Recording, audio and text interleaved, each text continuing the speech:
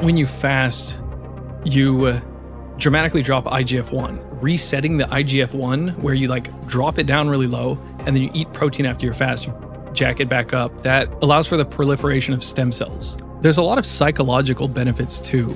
You can get to a point where, depending on the person, saying hunger totally disappears might be overstating it, but you do get to a point where you're feeling like it's not an issue. Your research on like veganism, what potential holes might be in a vegan diet? But the thing that I usually talk about is the effect of like having all this fiber in your gut. Like the gut is just not really designed to handle that much fiber. And so when you start cramming the gut with like more and more fibrous material, certain people have really big issues, and fiber can inhibit the absorption of specific things. Fasted for 5 days and you decide to do a marathon. Why the hell would you do something like that? Yeah, it's a good question. So I've done a lot of fasting for health benefits. But this time I kind of wanted to see like how far can you go while fasting? So I had read this book by, what's his name? Chris McDougall, I want to say, Born to Run. Mm-hmm. And he laid out this case of how, we're born to run, right? And he gives the example of the Tarahumara Indians, and they have this culture of just like running everywhere. They're kind of a nomadic group, and most of their traveling is done by running. And so they're running hundreds of miles at a time. And he uses that point along with some points about persistence hunting, where basically persistence hunting is a type of hunting that humans would do, where they would just chase an animal down, and then it would, it's fast, so it would get away. They would track it and chase it more. It would get away, they'd track it, chase it more. Just keep repeating this. But then the animal can't cool down fast enough. So after hours and hours of this, they tire the thing out and it just kind of falls down in front of them, and they just like stick a spear in it. And that was one way to hunt. And so he was making the case that like, these are some examples showing that we're, designed to run. And so I was thinking like, well, okay, if you're probably going to want to be more motivated to hunt if you haven't eaten anything in a couple days, Mm-hmm. and we're allegedly born to run. So maybe this is something that can be done. And I had actually done a 5-day fast, and I was like walking as much as I possibly could throughout the fast. And then there was a part when I said, hey, I'm going to try running. And then I felt a little faint-headed or lightheaded. And I was like, oh, this is a bad idea. I can't run while I'm fasting. That's too much effort. Like, you can't do that. And then at some point I was thinking like, is it really though? Like, I didn't try that hard. So yeah, I just kind of said, let's see if this is possible. I really don't think I'm going to pass out. I don't think anything terrible is going to happen. So let's try it. When you were running the marathon, was there any like worry or concern at some point where you were like, maybe this was a really bad idea? You get a little nervous or scared or anything like that? Or you felt okay the whole time? So the first, the first half I actually felt really good. I felt really light and like I was performing pretty well.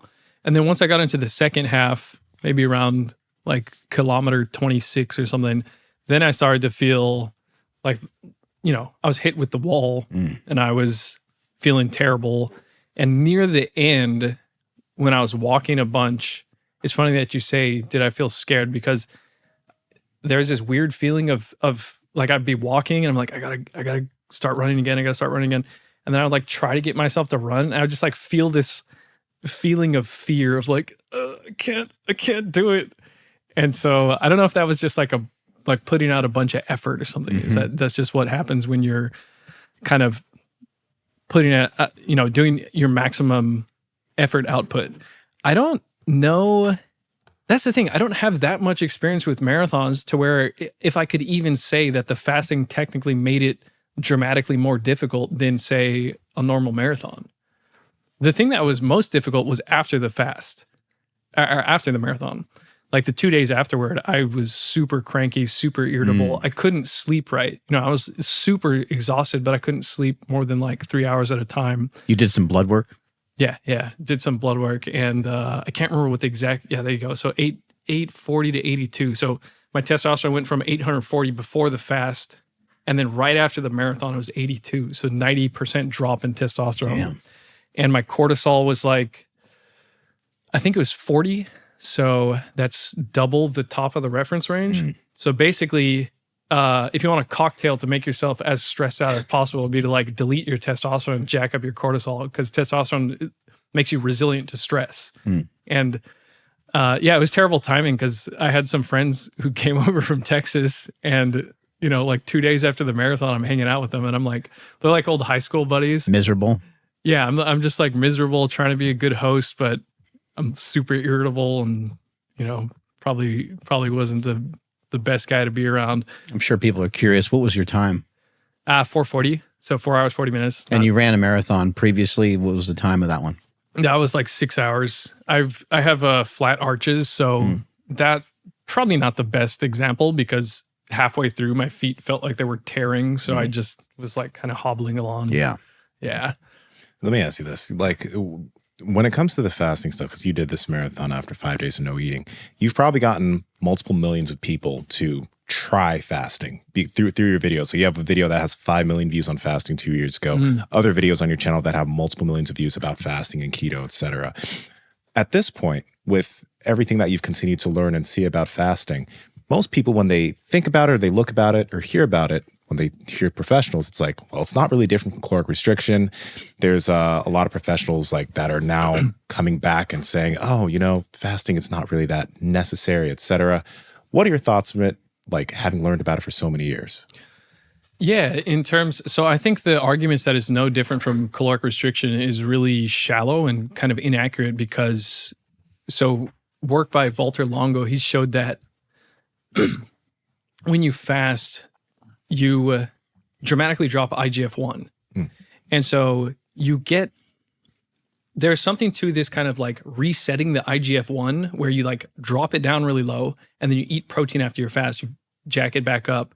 Something about that allows for the proliferation of stem cells. So through that, what the degree of the rejuvenation benefit of that is hard to say, but that's kind of an example of where it sounds like really promising and something that should be researched more to see like just how much, because you think stem cells, you're going to get all these kind of rejuvenating effects from it. But it's a kind of example of like, that doesn't happen when you just calorically restrict, right? You're also, there's a lot of psychological benefits too. Yeah. Right? Yeah.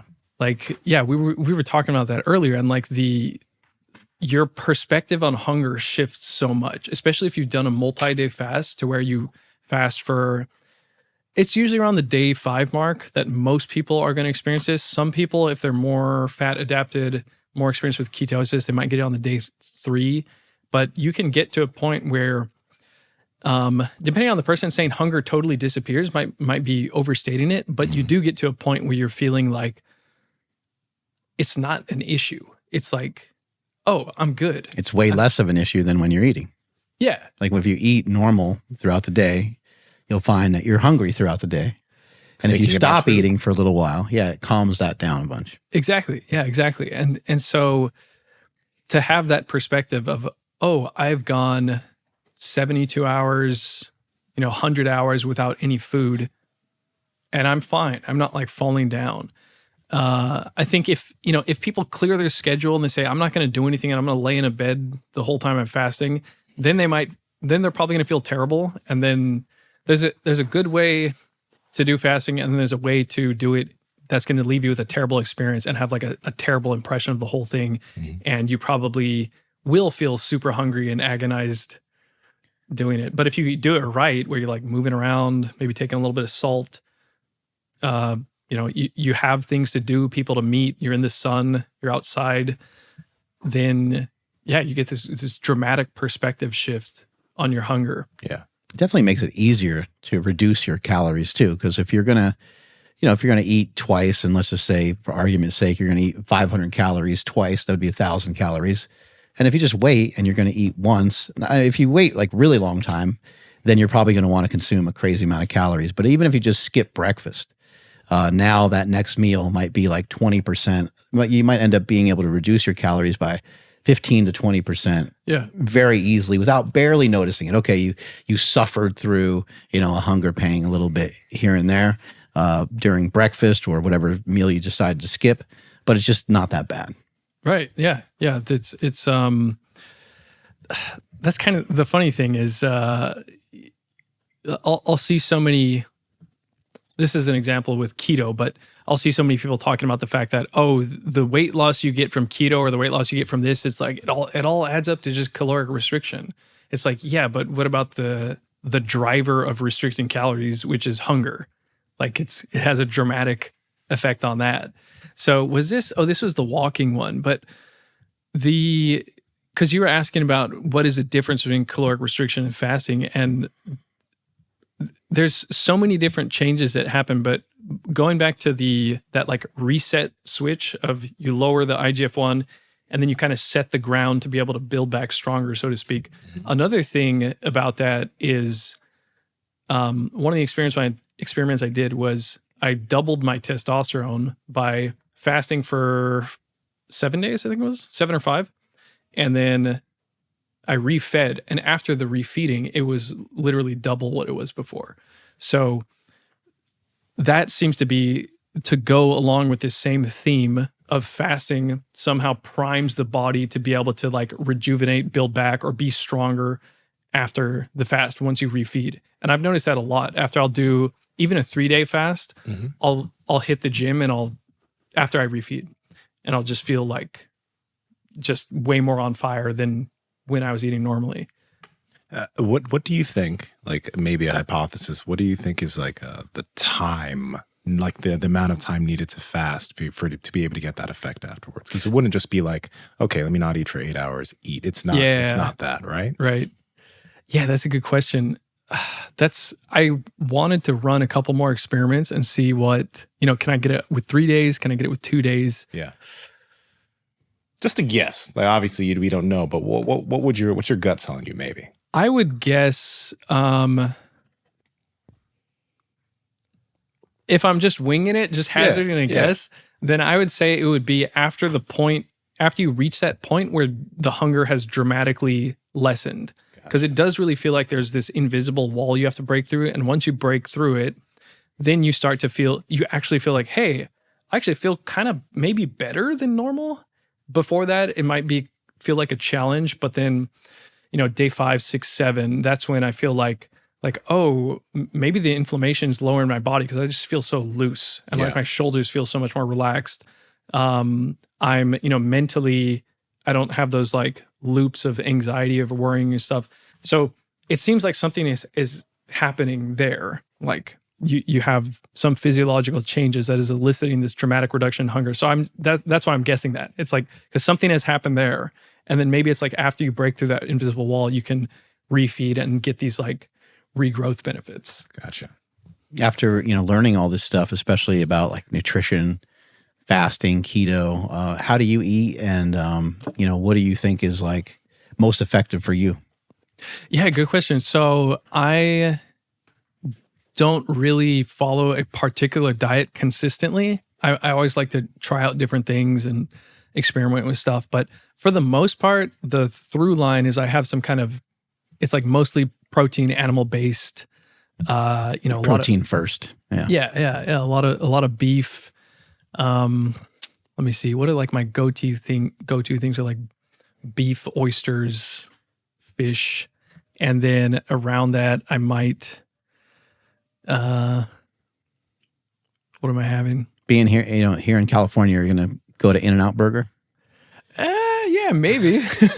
Are they like if you're good? If you're going to order like a burger or something at a restaurant, you're going to get like no bun type of thing, or you just I'll eat. It depends on where I'm at. Like, maybe if I have a date or something, I'll like hold off the bun because I know it's going to make me like a little, not feel as good in the stomach.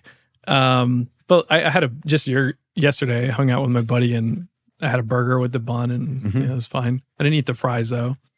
So you make some like, you're just eyeballing stuff and you're like, if I eat the fries and the bread, then, it's not going to lead to the greatest results, right? Yeah, pretty much. I don't know where you guys are on the seed oils or like how much, or like what your stance is. We know everything about them. We had a bunch of people on the show talk about seed oils. We don't even want to hear it anymore. Right. But I think, where I stand on them, I don't think Nsima's in the same boat. We don't really care that much about them. Yeah. I just think that if it's disruptive and hurts your stomach, then obviously don't eat them. But I don't use it at home. I don't really even use oil. And I guess like at a restaurant is where you maybe need to be most aware of the fact that you might be getting not even just seed oil, but you're just getting oil kind of dumped on your food, and you're going to eat like 500 calories more from going out to eat easily with the meal being the same, just because there's like oil dumped on it. You know? Yeah. So yeah, like if seed oils comes up, like of course I have like 2 different videos on it and all these different ideas about it. But for the most part, I just kind of like, if someone asks me about it, I'm just like, well, it actually hurts my stomach, so I don't eat it. Mm-hmm. And so that's just kind of, does it hurt it does hurt your stomach? Yeah. That's something to pay attention to. I think sometimes, oddly enough, I think for some people, maybe they don't even realize that it does negatively, like they react negatively to it. Because we just had Stan Efferding on, and he mentioned that he's kind of allergic to it. He has bad reactions to seed oils, right? But that's something that if nobody tells you to pay attention to that, you just eat certain food and you're like, oh, I don't feel so good, but it's just how I feel. You know what I mean? Maybe it's the seed bad oils all the time. Maybe for you, it's the seed oils. Yeah. I mean, if you ever been to like a diner, like a greasy spoon kind of diner, and had some, an omelet or something like that, your stomach and it could just be the calories too, but sometimes you're like, oh my God. And you feel like you don't need to like eat for the rest of the day. Yeah. You're just kind of like queasy enough that it suppresses your appetite. Slows you down too, yeah. Sam feels that. My girlfriend actually has bad reactions to that too. Seed oils. Yeah. And then she's realized that too. So again, this isn't something that is like people shouldn't, you got to pay attention to this. Right. You know? Right. Yeah. And I've had food and stuff like that, cooked before that had some seed oils, and I didn't notice it like, killing my stomach or messing me up too much. So, and I think also too, I think all of us could agree that, highly processed foods, potato chips and stuff like that, those are things that we really shouldn't be eating a lot of anyway. Yeah. They're very easy to overeat. And the main issue, again, is always not always, but the main issue to tackle is overeating. Right. And it's tricky because, like, say you're eating hot Cheetos and you're like, oh, they make my stomach hurt. It must be the seed oils. Like, oh, are you It's a sure? hot Cheeto. It's a hot Cheeto, bro. It's got all this other stuff in it too. Yeah. Speaking of like we were talking about the psychological benefits of fasting, that's sometimes I wonder if like meditation could be a means through which you could improve your diet.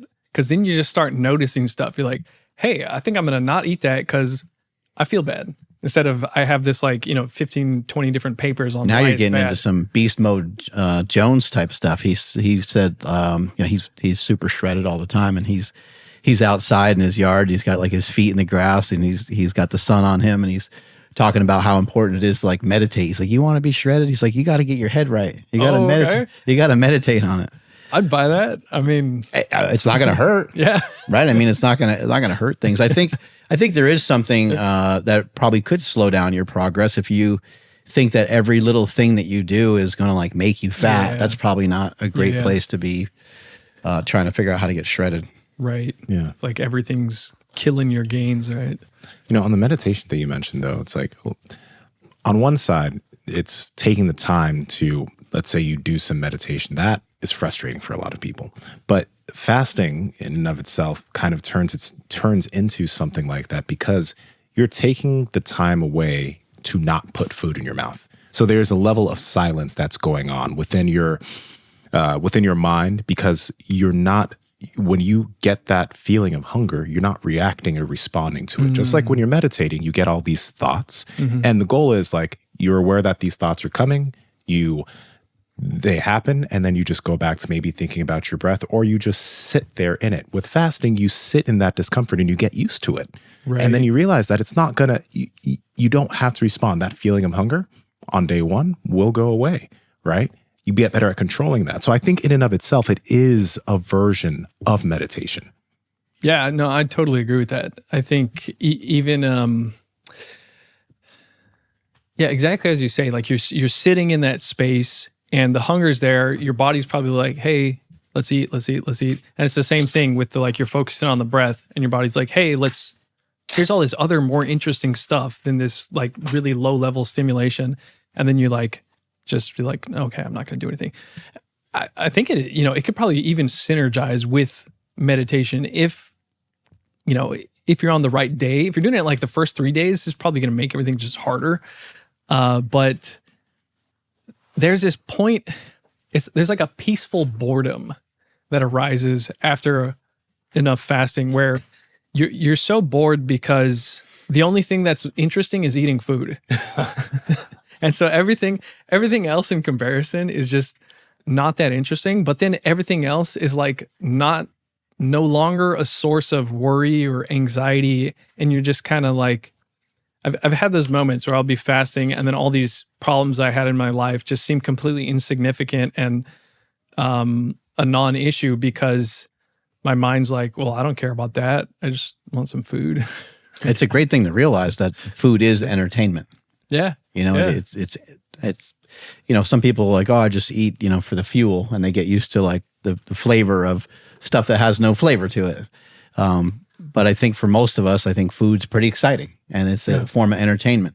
And then how much entertainment, are you going to consume? And, how much excitement are you going to have? Like every time you eat, does it have to taste like pizza? Does it have to taste like ice cream? Or, can you eat things that are like, I always, after I eat something, a lot of times I'm always like, this is so good. I don't understand why people have a hard time following a nutrition plan. Because when you're eating something nutritious, a lot of times it's like steak and stuff like that and chicken. And I think all these pork, lamb, all this stuff, I think all of it, fish, all of it tastes really good. Right. It does take more preparation. Sometimes it costs more money and stuff like that. So I guess I understand some of that. And hyper-palatable foods, they have a lot of different things going on when you eat them. Right. Yeah. Like I've done a carnivore diet every now and then. It's not something like I do consistently, but people are like, oh, wouldn't you get bored of just meat? And I'm like, I don't know. Steak just tastes amazing. So like every time I have like the steak with butter when I'm doing a carnivore diet, it's just, I would like enjoy it every single time. That's I never the got bored main of meal at the most fancy restaurants in the world. At every fancy restaurant in the entire world, unless it's a vegan restaurant. There's a giant ass ribeye on there that has a slab of butter on it, probably. Right. And it's always the thing that's highest value. You've been, running this YouTube channel for a long time. What I've learned, what are some things that maybe like surprised you or shocked you as you like dove into, you've been like researching all this stuff and recently. That was great. As you dove in on this information, has there been something where you're like, holy shit, I did not know that or did not realize that this is this way? Let me see. Well, I mean, that's kind of how I get into most topics is like, it'll usually be a feeling of, oh, I didn't know there was so much to this, or I didn't know it was like this at all. And then I, go on this rabbit hole and eventually I get a video out. I think the thing that consistently surprises me is, well, maybe not, it's not really a surprise any longer, but what surprised me a lot at first was how little rigor there was to doing, say, for example, like the conventional guidelines or the conventional recommendations for how we should formulate our diet. So for example, we were talking about salt, and with the salt guidelines came out, or the recommendations to Americans came out in, 1977 is when they did dietary guidelines for Americans. And they just like picked a number out of a hat for salt. And they were like, this particular researcher, Lewis Dahl, says that salt might be bad because of his research done on rats who he genetically bred to be sensitive to salt. Based on my research on these rats that I have bred to be sensitive to salt, they don't do too well with a lot of salt. So salt is probably bad. And then when the guidelines came out, they just said, all right, 3 grams a day. And that wasn't based on really anything. It could have been 10, 15 grams a day. Like, where did they get that? They just had this idea of like, well, less salt, the better. And maybe they were like, well, people eat about this much, so maybe they got to reduce it. And so, yeah, when I was coming across this, I was like, what? Oh, I thought there would have been some big study where they had all these people eating different amounts of salt and then they picked up that number. But yeah, so of course, what is it? When they were making the actual food pyramid, you have this, 6 to 12 servings of grains was the original recommendation. And Louise Light was this woman who was working on the panel. She was like the lead person leading the panel to develop the dietary guidelines. And she had initially recommended, I can't remember how, maybe like 3 to 4 servings of grains and rice and so on. And she was like, yeah, here it is. Here's what you guys should do. And then they're like, okay. And then after they finished editing, they came back to 6 to 12. And she was like, what? Where did you come up with this? And apparently, if I remember correctly, it was something like, well, we have subsidized all this grain, so we need people to eat it. Mm.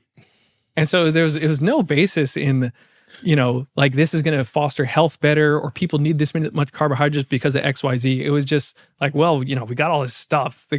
Somebody's got to eat it. Well, and with that backing, right, and you have this food pyramid, and then you could put that, Cheerios and all these different things are like heart healthy.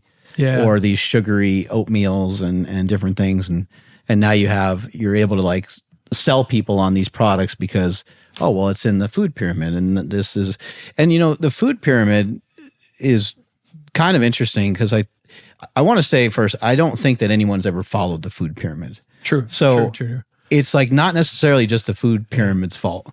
Americans just eat way too much food, very reckless, and we just consume too many calories. And the food pyramid does not have any recommendations on calories. Mm. It's just a pyramid that is telling you to like get, some of these different groups of food. I think the principle is actually really good. It probably would be good to pick, something from dairy and have a little bit of dairy each day, maybe have a little bit of meat each day, have some veggies and some fruit and so on. But maybe eating the grains and stuff to the extent that they were sharing, might not have been a great idea. Yeah.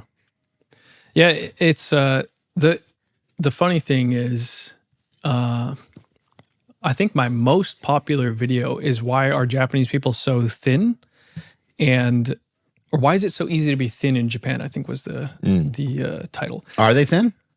Yeah. Or are they just smaller? Well, they're like what's their body fat percentage?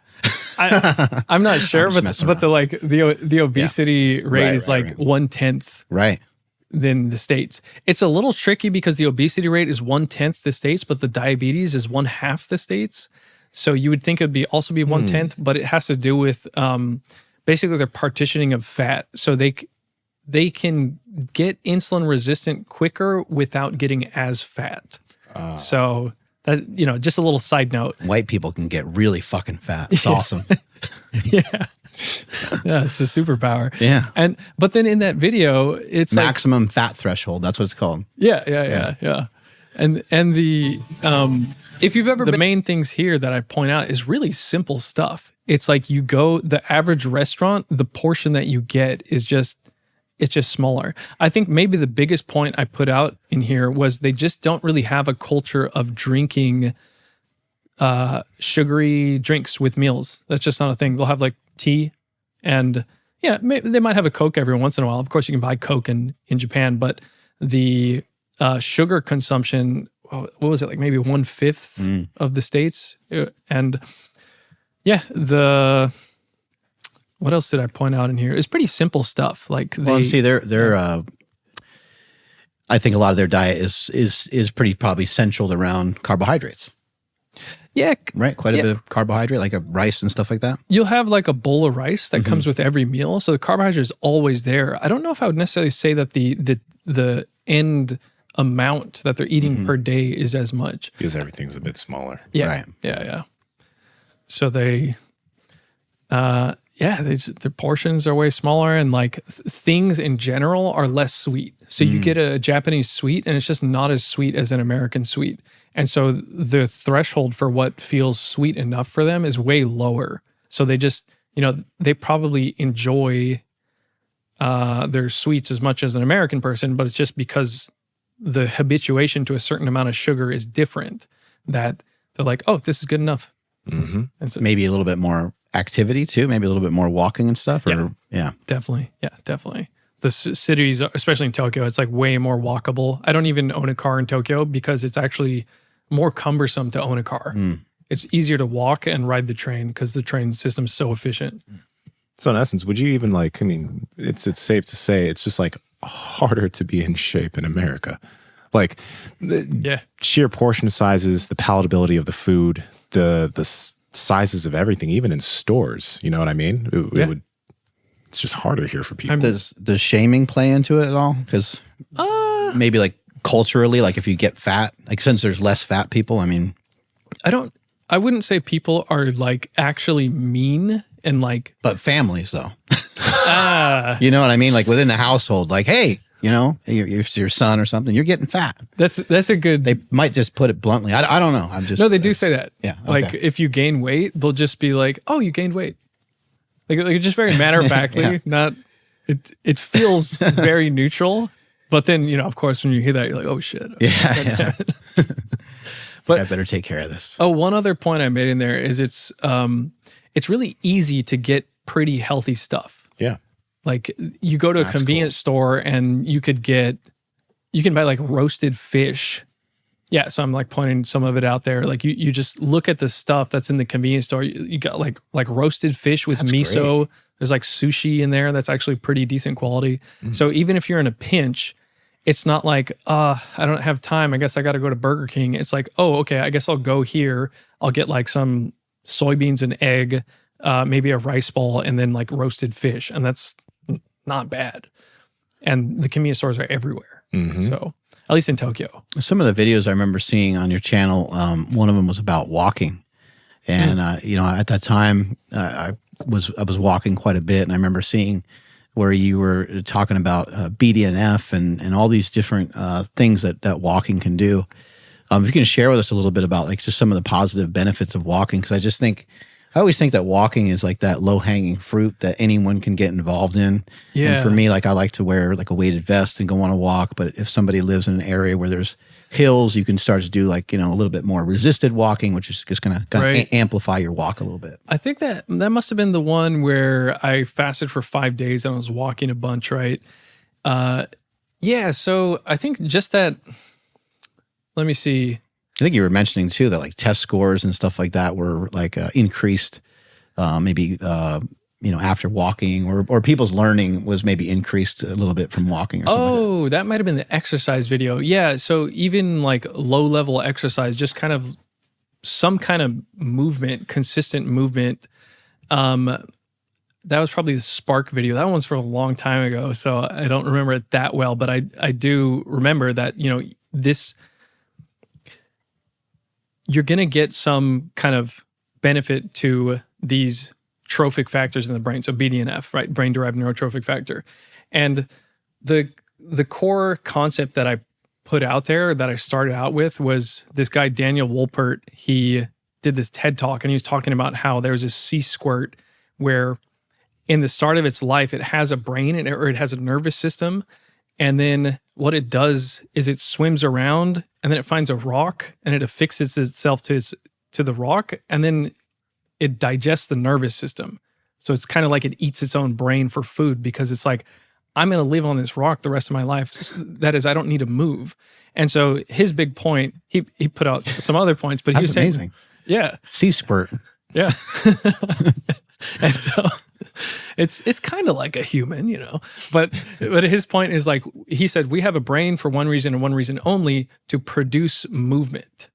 And so if you think about it that way, it's kind of like, well, your brain's going to work better if you're moving around, and walking is probably the most, natural movement of humans.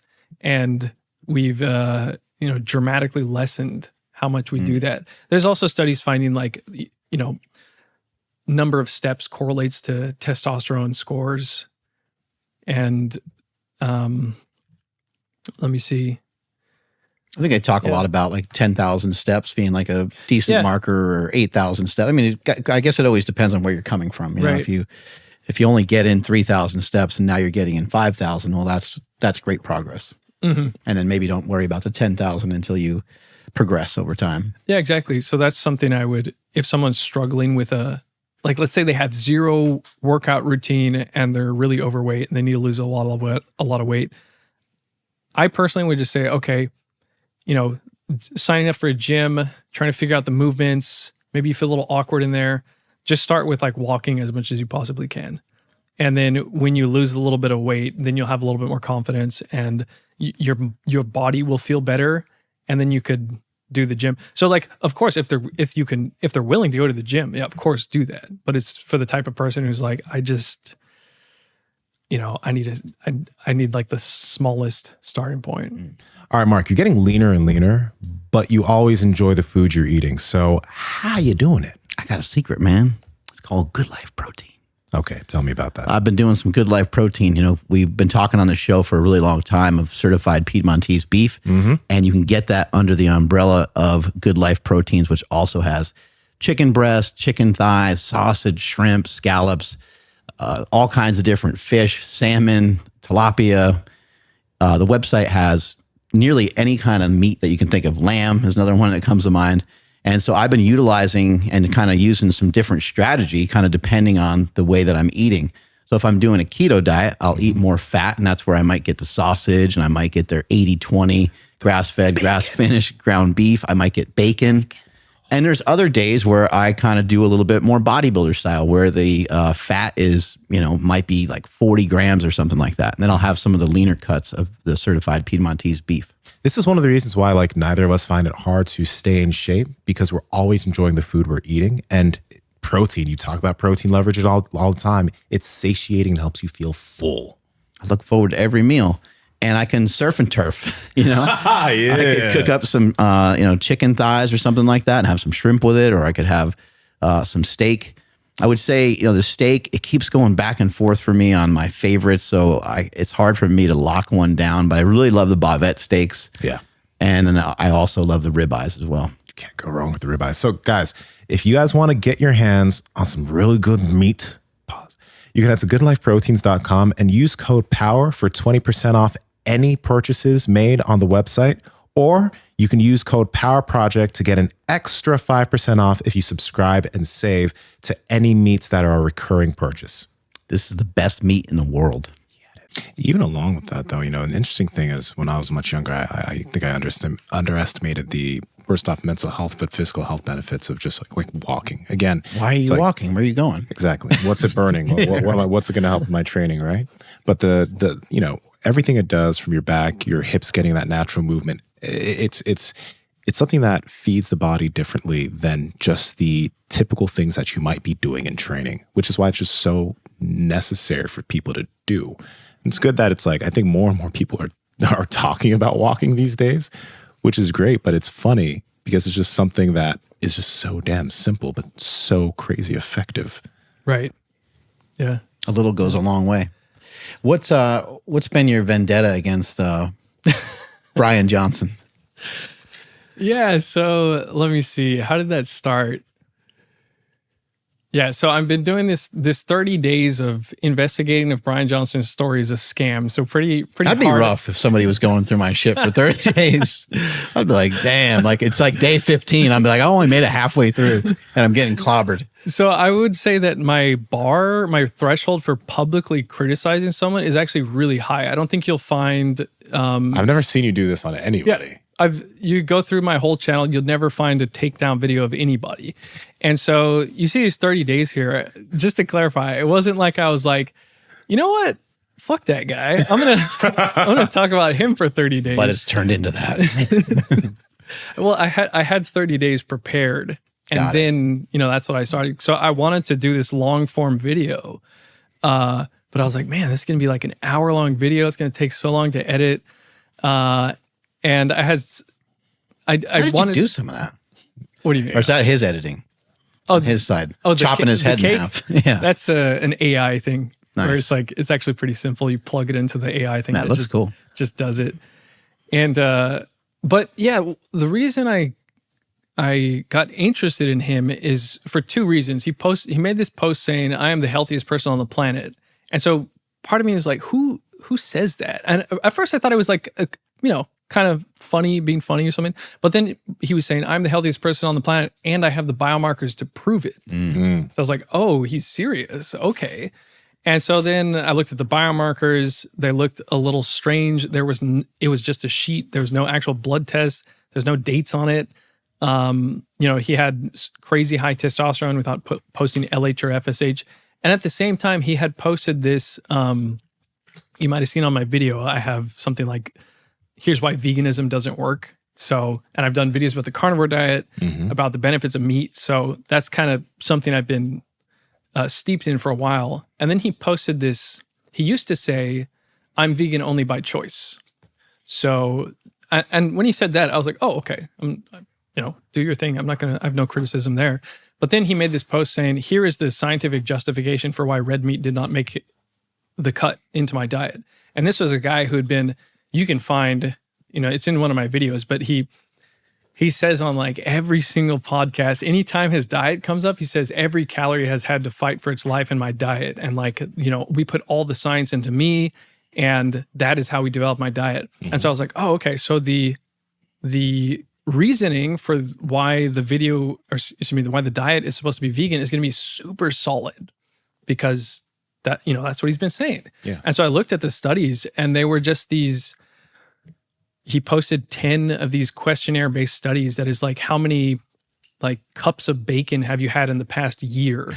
And so it's these types of studies that you guys are probably familiar with, that where it has all these different confounding factors where someone's eating a lot of meat, but are they eating it because it's like bacon in a Denny's Grand Slam, or is it like a steak with rosemary potatoes or something? All these studies are put here. He's like, no one's going to click on these. They're just going to see it's a study. That's kind of what I was wondering. I was like, and then, but the thing on top of that is he says that's his other selling point. He's spent $2 million into his protocol, and he's hired all these longevity experts, all these diet experts, and he has 30 different doctors working with him. So I'm thinking like, oh man, okay, he's got like all the science in him, and this is going to be crafted by a team of experts. I was actually kind of excited, like, oh, maybe this will be like some really fun, interesting stuff to grapple with, because I've spoken against veganism so much. And then it was those kind of studies. So then something in my head was like, what is going on here? Like nothing adds up. Or this tweet just felt so suspicious for some reason. So it was from there I started like looking around a little bit more. And I started pulling all these threads. And so, for example, another one is he says he has his olive oil. And he says, I think my olive oil is the best priced extra virgin olive oil on the market. And I was like, okay, bold claim, fair enough. And then I looked around a little bit, and I found a clip from him doing a video with an influencer, and he was using this olive oil called Amphora olive oil.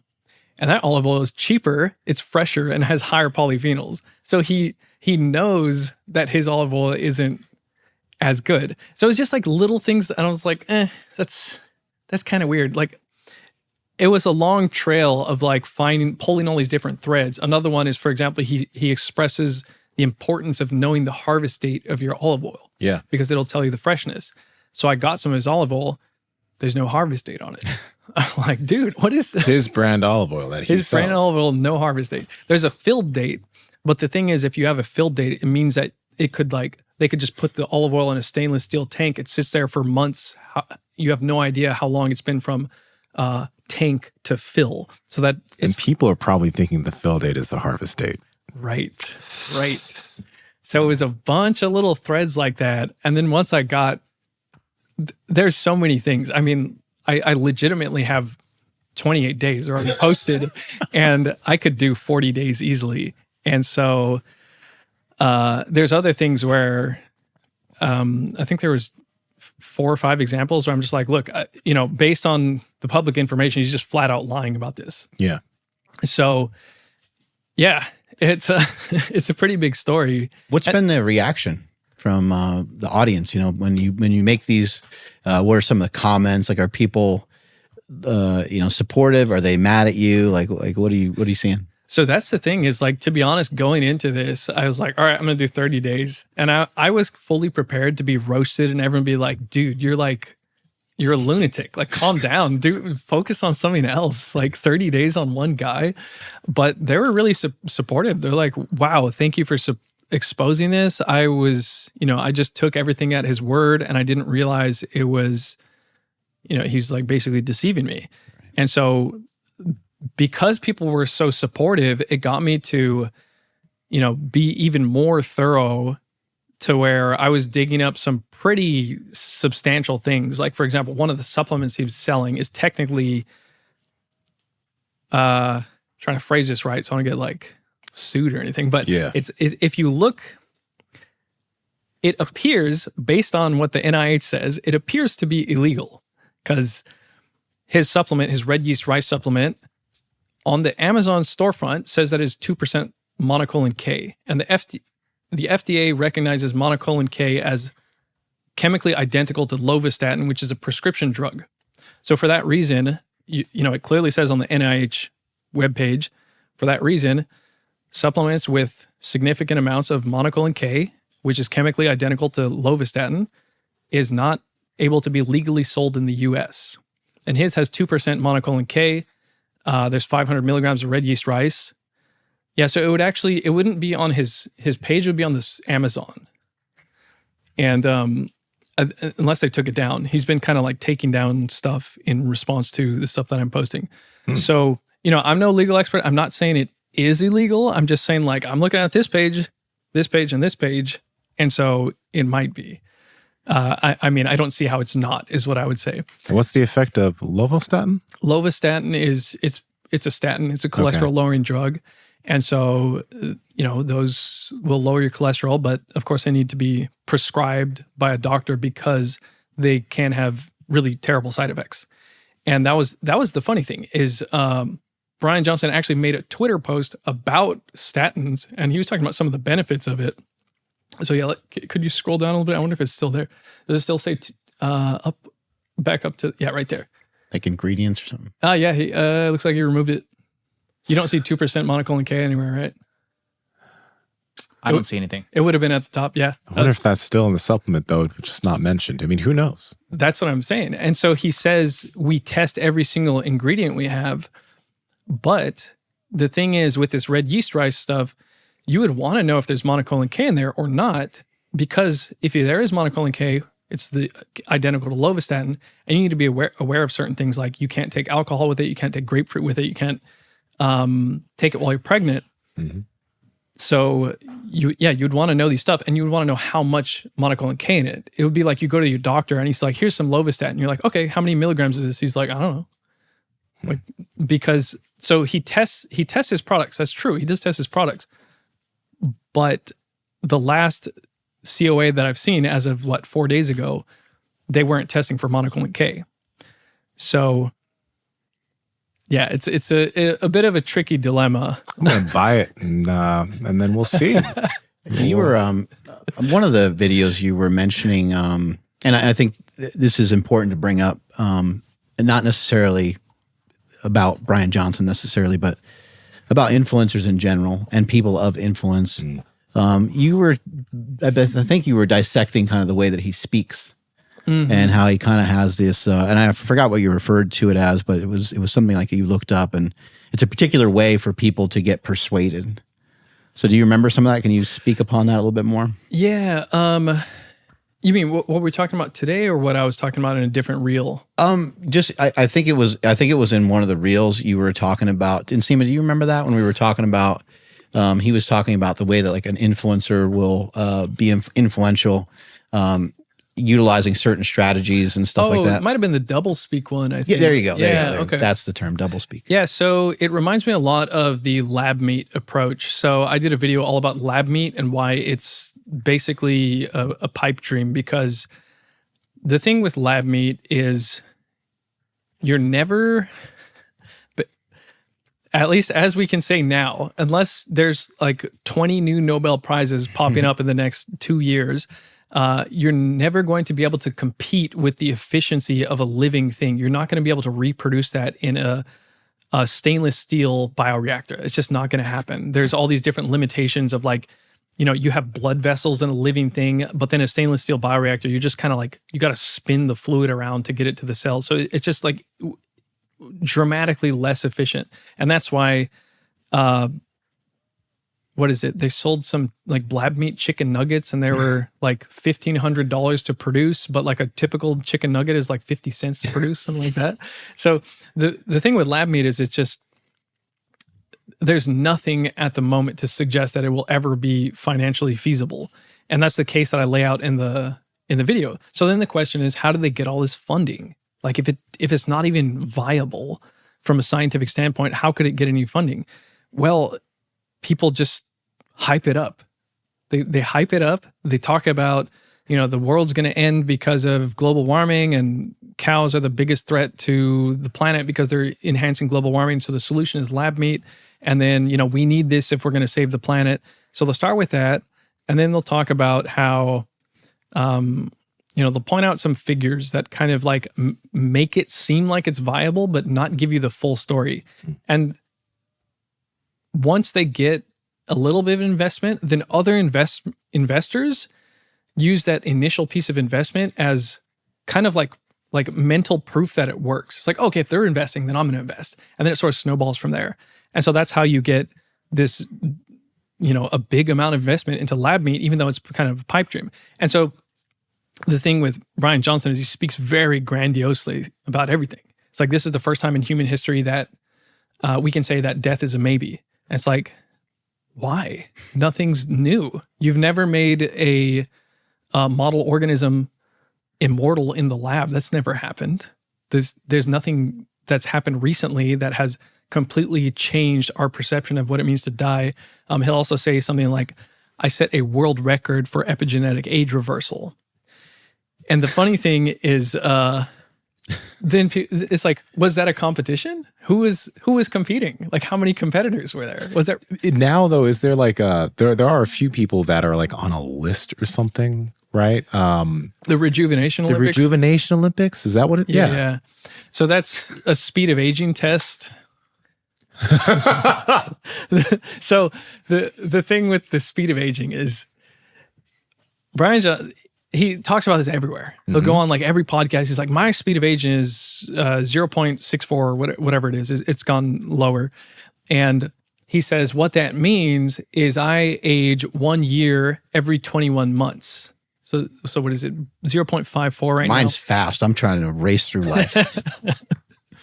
You're like 60 right now. Yeah, exactly. Like 2. I'm trying to. 2.3. I'm like, I saw that the 62 years old. You're the equivalent of a 62-year-old. I'm like, yeah, that's perfect. I'm wise. Moving quick. And so he'll like go on, tell everyone about these. And I don't know, I'm not longevity leaderboard. Yeah. So great. I'm not here to like criticize the test or say that the science is necessarily bad, but he was on Derek More Plates More Days podcast, and Derek was like kind of grilling him on these speed of aging tests because he's talked about Derek did a good job.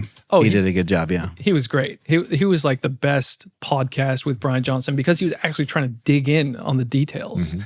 And so Derek asked him about the speed of aging test, and Derek was like, "Okay, what is the predictive health utility of these speed of aging tests, if any?" And Brian just says none. He's like, no, I admit there's none. It's just for fun. But he sells these tests for $325. So he'll like go on Derek More Plates More Days. He can't make a basic argument for the tests. I think Brian was like, okay, well then, what is the argument for using these tests? And he's like, oh, it's for gamification, it's for fun. But then he has like Instagram and Facebook ads saying like, does keto work? Does carnivore work? Does vegan work? Don't listen to other people, listen to the data. Check out this speed of aging test, as if that's going to tell you how effective your diet is. But then he'll, when he's actually questioned about it, then he can't he can't even make a basic argument. And he acknowledges that it has no predictive utility. So, well, okay. Now I have a question for you, because to give him the benefit of the doubt in some of this, because like when he mentions it, he has certain markers that are comparative to an 18-year-old. Like he'll say, my bone density, right, is in the 99th percentile. My this is at something of an 18-year-old. And before it would have been higher or worse. Yeah, inherently, this is good, right? To have like better markers, healthier markers, younger markers. I mean, yeah, because that's specifically what he's looking at as far as the and linking to the rate of aging. Well, the DNA the rate of aging test is like based on like DNA methylation. Okay. So it's not actually based on any, this like 0.58 number isn't It's not based on markers. Yeah, it's not based on like bone density or like your muscle mass, or it's not some kind of algorithm based on that. It's looking at DNA methylation. So it's looking at like very specific markers in the body to come up with this overall score. Okay. Yeah. So, but then to speak on his biomarkers a little bit, he made that post saying, I'm the healthiest person in the world because I have the best biomarkers in the world. And then you look at the sheet and yeah, there's no dates. So it makes you kind of question, like, when were these? Put that aside. He finally updated the sheet and said, like, these were my best results in the past 24 months. So he was cherry picking the best scores he got over a time span of 2 years. Yeah. So like I was saying before, it'd be like going to your doctor and he's like, oh man, your blood pressure is sky high, but it was okay a year ago. Like you're good. Plus, on some of these tests, like, you can do certain things to have better numbers. So, like, for example, if I wanted to get blood work done, I wanted to make sure my test was at its highest, I just wouldn't train for a few days, right? Like, it's one of those things. There's a bunch of things you can do to make sure that you have the best looking markers for any certain thing you're trying to do. Exactly. So like think about the 5-day fast plus marathon I did. So my test after that was terrible. My test before I started was pretty good. It was like 8:56 or something. And however, when I completed the marathon, my test was awful. My insulin and triglycerides were probably pretty good if I remember. They're like really low. And it's generally better to have those lower. So if I said, hey, I have fantastic tests, I have great insulin, I have great triglycerides, I took them in a span of a week. It's like, yeah, but what were they all on the same day? Yeah. Right. So that's yeah, there's a lot of different threads to pull. I don't know. I could talk about this for like 3 hours, but Do you have anything nice to say about Brian Johnson? yeah, no, the thing that I would definitely give him credit for is starting this kind of movement and making being healthy kind of a meme. It's like a fun meme, right? Don't die. Yeah, don't die, right? And so it's also him being like the sleep guy. That's great that he's a sleep mascot. Because Sleep mascot. yeah, he's like constantly bragging about sleep and his sleep score, and then it gets other people to want to try and do it too and like compete with him. And then if you're going to improve your sleep, that's a really basic thing that everybody, if they can improve, they're going to feel way better. Yes. So he's totally right about that. And so if he's, doing that stuff, this gamification stuff, and getting people to sleep better, then that's great. Like, yeah. So he is. Some of the things that he promotes are good. I will definitely acknowledge that. So, Mark, you have been loving wearing these Puluvas for a long time. Why is it that you like these shoes that look like this? I'm trying to get my feet to be jacked. I think it's funny how sometimes people will, when I wear these shoes, they're like, oh, those are different. And I'm like, well, maybe you should blame God because this is the human foot. This is the way that it looks. But Puluvas are awesome because it's going to allow you to train your feet and train your toes and allow for that toe spread because you got the 5-finger toe thing going on. It's like put on a glove for your feet. It feels amazing. It's like walking around with toe spacers. We've been working on our feet for a long time now. You always hear the benefit of people talking about like these tribes who have gone without shoes forever, and they have this toe space and have these amazing feet. And these shoes will allow you to just passively get that back by walking around. You don't realize what a disadvantage you're at when your foot is all clumped together from the football cleats or soccer cleats or whatever else you were wearing when you were young. And so it's nice to be able to splay your toes. In addition to that, though, one thing I love about Puluva is the fact that it's not a regular barefoot shoe. I do love barefoot shoes as well, but it also has appropriate padding. And when you're stepping on some crazy pebbles and rocks and different things, like when I'm out on a run, some terrain is a little different than others. I don't have to be worried that I'm going to get some sort of stabbing, crazy thing happening to my foot because it has an appropriate amount of cushion underneath the foot.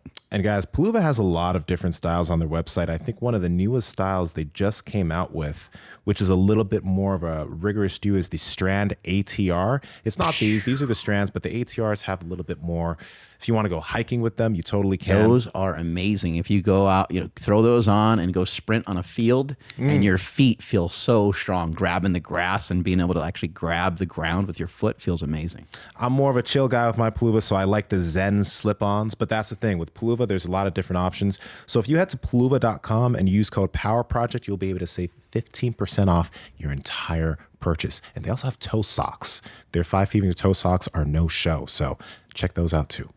I have a friend who's been doing this for probably like maybe 20 years, maybe a little longer, kind of behind the scenes. He's just as wealthy as this guy. And he's been like testing all the biomarkers and testing his body. And like, he actually goes as far as to test all the supplements that he utilizes and all those different things. But Oh, wow. he doesn't do it to this extent, you know, Ron Penna. Yeah. He's been doing a lot of these things for many years. He just, he's not like, he's not a big believer in supplements. You know, he wants to get most of the stuff from his nutrition. There's some like side stuff that he'll do here and there, from a nutritional standpoint, but there's probably been, you know, and what I didn't like is when I saw his Netflix special, I thought it kind of sucked that he didn't talk about Dave Asprey.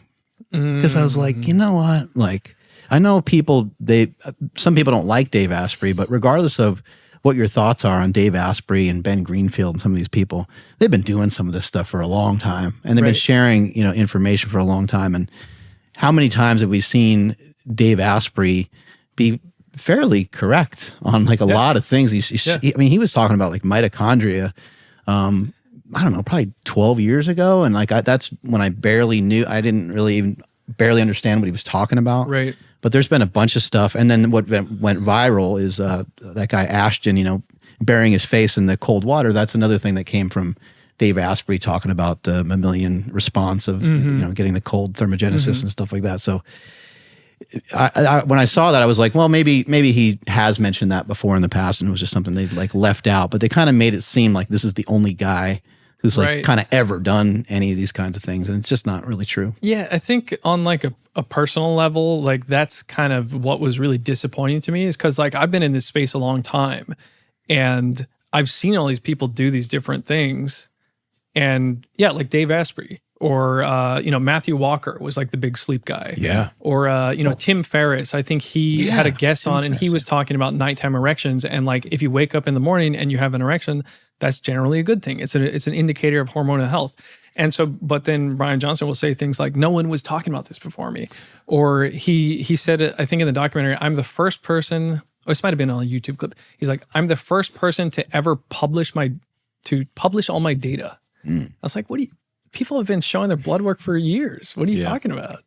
And so, yeah, that was a kind of like, I don't know if I'd mentioned that in my content, because it's not like a like concrete, like he's, you know, here's the data and contradicts with what he's saying, but it's just kind of like, dude, like you're clearly, you know, basically following Dave Asprey's blueprint.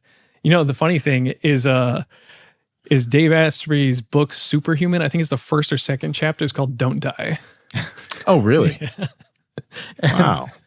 And Dave Asprey, there's a what was it, NBC or ABC, I can't remember, a news thing saying like this guy has spent $350,000 trying to do, you know, biohacking or something like that. And that's like Brian Johnson's big thing. I'm spending $2 million. Let's also not forget about Mark Sisson, you know, and Mark Sisson, Primal, that got stolen by Brian Johnson. And the other Brian Johnson. Yeah, right. The other Brian Johnson. Why is it always Brian Johnson? Right, I know. I think that's the lead singer of AC/DC too, is Brian really? Johnson. Yeah. I guess that's just a a lot of shit going on with these Brian Johnsons. It is kind of funny though that Brian Johnson was like primal. He's all about meat. He's all about, you know, and then this Brian Johnson's vegan. He's it's like they're polar, almost pretty much polar opposites. This one's on a fuck ton of drugs, and this one is on a few drugs. It's different. So, and you know, Peter Itia and a bunch of these guys have been, you know, trying to figure out ways of, you know, they've been doing this stuff for a long time, sharing it for a long time, and yeah, I know that Brian Johnson might not have anything to do with like exactly how the movie went or whatever, but I was like, man, I think they really missed the boat. They could have included some other people that have been really important to this longevity space. Yeah. But I do think what he's doing is cool. Like, I think the fact that he's like testing stuff and he's trying to figure out like, you know, what works best. And then I guess like him profiting off it, I think that's maybe where people in general will be like frustrated with it. I'm not frustrated with it. I think, you know, do whatever you want. It's the United States, and we get to, do things this way, but hopefully not too much of his stuff is full of shit, and hopefully people don't get hurt. That's Right. what you just don't want to see anybody like have a real problem from some of the supplements that they're trying or some of the protocols that they're trying. That's one tricky thing, before, I don't want to like go on the Brian Johnson thing forever, but one of the things was he ran this study called BP 5000, and it was to test the Blueprint supplement stack in thousands of people. And he told the people in writing at the start, there's an FAQ that he gave everyone, and he said, I will open source the data and share it all with you. So what we're going to do is everyone's going to take the stack for 90 days. We'll get your blood done before and after. And then, you'll give it to us. We'll process it into a study, see how everything came out, and then share it with everyone. And so basically people did the study, and then he said he would give them the results in summer of 2024. And then he never gave anything until January 2025. And it was just like a tweet. He just like tweeted out some results. And it wasn't a study. It didn't have the full data set. It didn't mention side effects. And like it was like thousands of people. I think like maybe 1,700 people completed it. I can't remember. But over 1,000 people. But then in the results that he tweeted, it said N equals 311. It's like, where'd everyone go? What's happening here? And so there's like just a huge question mark over it. Like what's going on? And so I got in touch with people who were in that program, and there was like a BP 5000 Discord. And so there was like a side effects channel and a glow up channel. And the glow up channel had like so the side effects had like 10 times more activity than the glow up channel. And people were talking about all kinds of side effects. Like, this is giving me insomnia. This is giving me gastrointestinal distress. This is giving me tinnitus, all kinds of side effects. And then he never talked about those. So, the data was never published properly. It was never allowed to be properly vetted. So that's the kind of thing, like, based on that, most programs are going to have some kind of side effect. Certain people are going to be sensitive to certain things. He's testing all kinds of different things. So, the fact that there's side effects is, it's going to happen, but it's like, what is the extent of that? Do the side effects outweigh the benefits, or the benefits outweigh the side effects? Like, we don't know because, he's not sharing the data. So yeah, that's another tricky thing where I had actually learned about that very early on the process. And that was kind of another thing where I was like, okay, maybe this is a story worth pursuing, because it's not just about like, oh, hey, that guy's lying. It's like, wait, what's going on with these products, and why isn't he sharing this? Like, this might actually be a pretty big issue for people. So yeah. Gotta be careful with those supplements you take. Seriously. Yeah. What do you think, in your research on like veganism, what potential holes might be in a vegan diet? Yeah, that's a good question. Like it gets that part of the question gets trickier and trickier because there's like better and better supplements coming out. And so people are able to plug in any holes like better and better. I think, so when this topic comes up, what I usually lean towards is, okay, so to answer that side, like,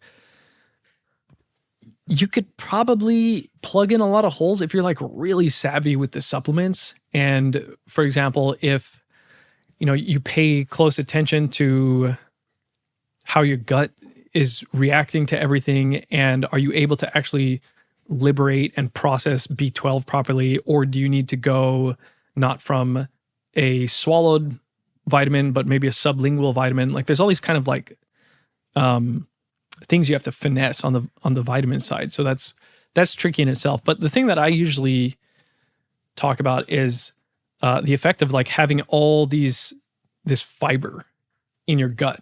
Like, the gut is just not really designed to handle that much fiber, because when we, evolved, I do quote unquote, because I know it's like, it's a complicated process. And then there was a particular point at which the brain suddenly dramatically increased in size. So that's the point that I'm referring to. When the brain dramatically increased in size and then led to the advent of Homo sapiens, the gut also shrank, which would suggest that we were getting a different type of nutrition, a more efficient type of nutrition, likely animal fat, very likely animal fat. And so the gut specifically evolved to process less fibrous material and more animal fat.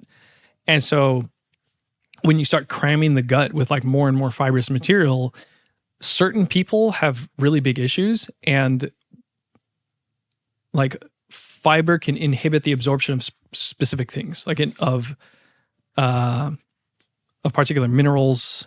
It can interact with the processing of B12, things like that. So usually it's the gut issues, I think, that people have to contend with. There are some people like Rich Roll. That guy seems to be doing great for a long time. So, I'm not saying it's impossible, but when I was making that, here's why veganism doesn't work. I was trying to find like different, what people were talking about in terms of what made them quit the diet. And there were just so many people talking about bloating, digestive issues, bloating, blood in my stool. I developed like some kind of Crohn's disease like issue. And that just kept coming up more and more and more. Seems like it can just be very inconvenient because you don't have the luxury of utilizing dairy. And then there's like meat is kind of everywhere. And so it just seems to be potentially very, very limiting. On the flip side, what about carnivores? There's some holes in that. Yeah, I think, so that was what I mentioned at the end of the recent carnivore video I did, where I think the electrolyte issues are pretty legit. I've experienced something like that myself where you have to like, I don't know if this was the best strategy, but I was just trying to get it to work. And this did work for me, but I had to I was crushing electrolytes and salts because, when you lower insulin so much, then you start to excrete more electrolytes. That's just kind of how the kidneys respond to low insulin. And so there are some people who do better than that. What's interesting is Amber O'Hearn made a post on Twitter, I want to say, where she was pointing out that the electrolyte issues might be exacerbated by too much salt. It's like your body adapts to the increased salt intake and therefore it's excreting even more. So you've kind of created this cycle. But I think she does a carnivore diet that is basically, it's not particularly high in salt. And so she has a post and it was saying something like the carnivore diet was never a high salt diet. And yeah, so I think I say the electrolyte issues. Paul Saladino has talked about the fact that if your insulin is crushed too low for too long, it'll increase the SHBG, which will lower your free testosterone. That's not good. So yeah, I think there's probably some other ones that I'm not remembering right now. The truth seems to be that like we don't need much to be able to like survive. And we've been here for a long time and we didn't need a element packet with us, hundreds of years ago or thousands of years ago. When we were primarily just maybe living off of some meat. And then there was probably times a year where it was harder to get other foods and you were eating like roots and whatever you can probably get your hands on, some forms of fruit or vegetables or whatever. And maybe not as much meat at certain times. And I'm sure that's what makes it so hard, right? It makes it hard to dissect because like, what can someone get along with? Like someone can probably get along fine with like 500 or 800 calories, probably for like a pretty long time before they start to really, depending on their size, before they really run into a brick wall. And nowadays we have so many modern conveniences. No one's going to really end up doing that, but they could go months or years without carbohydrate, or they could go a long period of time being vegan and maybe never really see that many negative side effects. Yeah. Yeah, it's really tricky because there's like a lot of individual variation too. So, some like, I don't know, some people like don't worry about the salt. They do the carnivore diet and they're fine. Some people do high salt, they're fine. Some people do high salt with element packs and they're good. But yeah, I think for the most part, I think in general, like humans are pretty resilient, and for the longest time, we just ate whatever was available. And then we got where we are now. Right? Seems like time and time again on this show, what we always come back to is some natural foods. Yeah. Just, some meat, some fruits, some vegetables. Maybe people want to organize that some different ways. And maybe some rice, maybe some grains of some sort, maybe some potatoes, and a little bit of dairy sprinkled into the mix. And sounds like you have a plan that could. And when you're on a plan like that has that much diversity, like when you're utilizing something like the Dolce diet or something from Stan Efferding, the vertical diet, or just this way of eating basically natural foods, it doesn't really feel like there's a lot of pull to want to cheat on that diet because you have the luxury of getting a lot of different flavors. Yeah. Have you guys gotten into Weston? Do you like Weston Price much at all? Yeah, I know some of his work. Yeah. Okay. Yeah, it's just the ancestral diets he was talking about. They seem really simple. They just seem very kind of wholesome, straightforward. Some had carbs, some didn't. Yeah, and if like a keto diet causes like a couple little negative side effects, maybe you just sprinkle in a little bit of carbohydrate and you're fine. Or you do like keto for 3 weeks and then something else for 3 weeks, and I think that makes a lot of sense too. I personally like shifting my diet around when it gets, colder out through the winter time. I tend to want to do a little bit more of a keto based diet. Yeah. And as the sun comes out a little bit more, I don't know if it's like a circadian shift of some kind or just a mental thing for me, but I want things that are sweeter. I want to eat some watermelon and some oranges and so on. Yeah, there's a thing on sun exposure, red and near infrared light, which would also, you'd get it from the sun, where you basically, your postprandial glucose is going to be like, in this particular paper, it was like 30% lower when you were exposed to the light for 15 minutes. So I think you could probably actually physiologically process more carbohydrate with less of a blood sugar spike if you're in the sun, right? Literally eat in the sun. I do that a lot in my backyard. I go in my backyard and that's perfect. Hammer some food. Yeah. Would you, just for experience sake, would you try a vegan diet for any period of time, or have you actually? Yeah. Let me see. I was vegetarian in high school. I'd try it, just because like if I'm gonna. It kind of feels like a form of intellectual honesty. Like, okay, I'm gonna like knock at this much. I might as well try it. I could. I just know that what's gonna happen is I'm gonna get very, very gassy and it's gonna be very uncomfortable. So I could do it. If people really want me to do it, I'll do it. And they sell special underwear that have charcoal in them, and it like blocks the charcoal lined underwear. Oh, don't act like you're not wearing a pair right now. Shit, I want those. That's what you're saying. You don't fart as much on the show as you used to. Not he used to let him go, and then he wouldn't say anything, and then it would I'd be like, oh my God. It's the silent hot ones that really get people. Yep. If they're cold, then you got to go to the doctor. Yeah. If they're cold. Yeah. I think, again, you can get along with any of these style diets. What are some things that you learned that really you think might move the needle in terms of something like longevity? Oh, yeah. Good question. Obviously, we got like exercise. We got like, some proper nutrition. But do you think there's some other, habits Yeah, I think in terms of like the biggest dietary thing, I know there's a lot of really good research on protein because basically as you get older, a big issue with your health and your metabolic health is going to decline dramatically when you're older because of sarcopenia. And so there's study finding that simply eating more protein correlates with more muscle mass. Now, that's not necessarily to say like you just eat a bunch of protein and you're going to get jacked on your couch.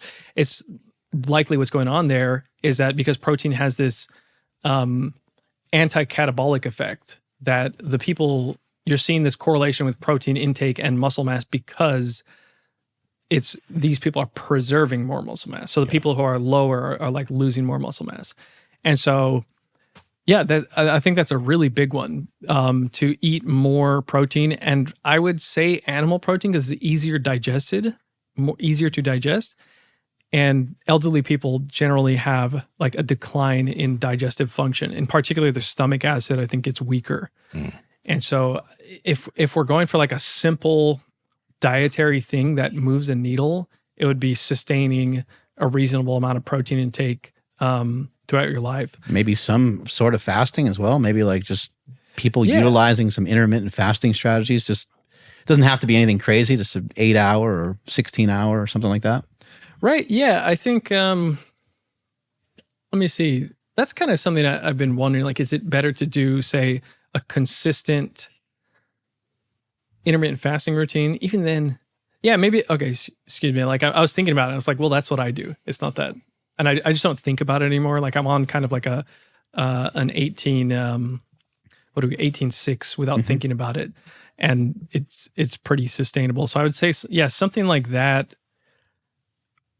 Like if you want to get real technical, maybe shifted towards earlier in the morning because your insulin sensitivity is worse at night, and you just process things better earlier in the day. Yeah, have you looked into any of that? Like the circadian eating? You did mention like eating in the sun, but some people say you might want to even take it a step further, and when there's no more light, just get rid of carbohydrates. Oh yeah, I could. Yeah, that totally makes sense. Well, because your insulin sensitivity is worse at night, so you're just going to process them better earlier in the day. And there's a study finding that just the earlier in the day you eat, the lower your blood sugar spikes. So that makes a lot of sense.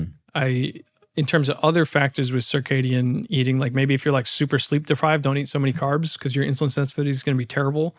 But yeah, I think when it comes to circadian eating, I don't know what else you could do other than just like eat earlier. And we know sleep is super important. Have you noticed anything in particular for yourself or any of the research you've been doing with, having X amount of time before bed where you shut down eating, maybe like an hour, 2 hours, something like that? Yeah, I'll definitely sleep better if I can stop eating. Maybe, I'd say 4 hours is best. I think after 4 hours, I don't really notice too much of a difference.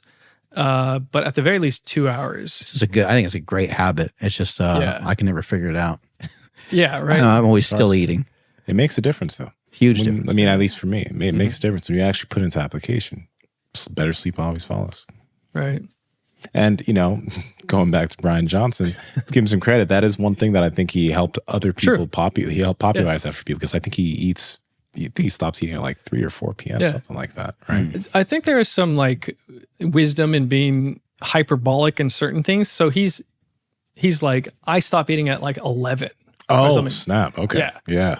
11 in the morning. So that's like really driving the point home. So maybe some people be like, oh man, Brian Johnson, he stops eating at 11. Okay, I can at least stop eating by 5. And that's going to be super helpful. Yeah. So, it's kind of what you shoot for the stars, hit the moon, something like that. Right. Mm-hmm.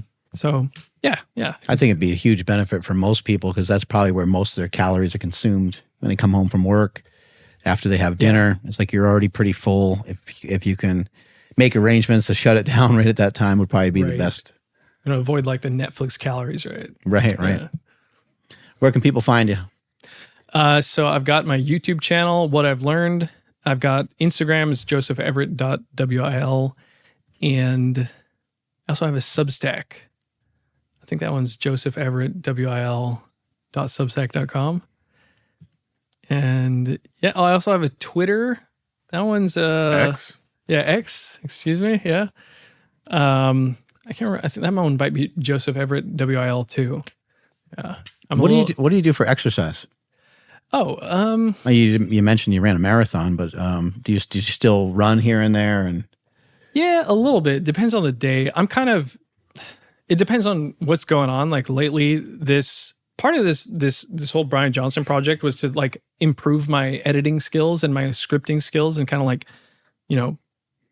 put my head down and see have a shorter story than a YouTube video. Yeah. So it was kind of an exercise to sort of improve my whole process. And so I've been really. That's kind of hilarious. This man was just you getting better at scripting shorts. It's like, sorry, Brian, I needed to up my game with my editing. Oh man, that's amazing. Man. But so like I've been like totally swamped the past month. So I'll just go. What'll I do? I'll just go in and do like some leg press, maybe hit the punching bag. Nothing too pull-ups, nothing too intense lately. There was a while where I was doing CrossFit. There's a while where I was doing like, big 5 movement oriented weightlifting. So it's kind of shifts up quite a bit. But Did you play some sports and stuff like that when you were? I just did younger? track in high school. Yeah. Yeah. I think one of the best exercises you can do is go and smash on a heavy bag. I think it's great. Yeah. Oh yeah. I think that really gives you a lot of coordination. You can work on explosiveness. You can lighten it up and work on cardio and footwork and just coordination. When I did this boxing match where I basically trained for 3 months and then fought this guy who was like training to be a professional boxer. It was really fun. But leading up to it, doing the training, that's probably like the most ripped I've ever been. Just shit's hard. Yeah. How many rounds did it go? Exhausting. Oh, that one was only 2 rounds. It was kind of like. But that's hard. Yeah. Even 2 rounds is tough. Yeah. But I would do like, my trainer had me doing like 10 rounds on the bag and stuff. And that was like, man, that's exhausting. Yeah. Thank you so much for your time today. Appreciate it. Thanks, guys. Appreciate you inviting me. Strength is never weakness. Weakness is never strength. Catch you guys later. Bye.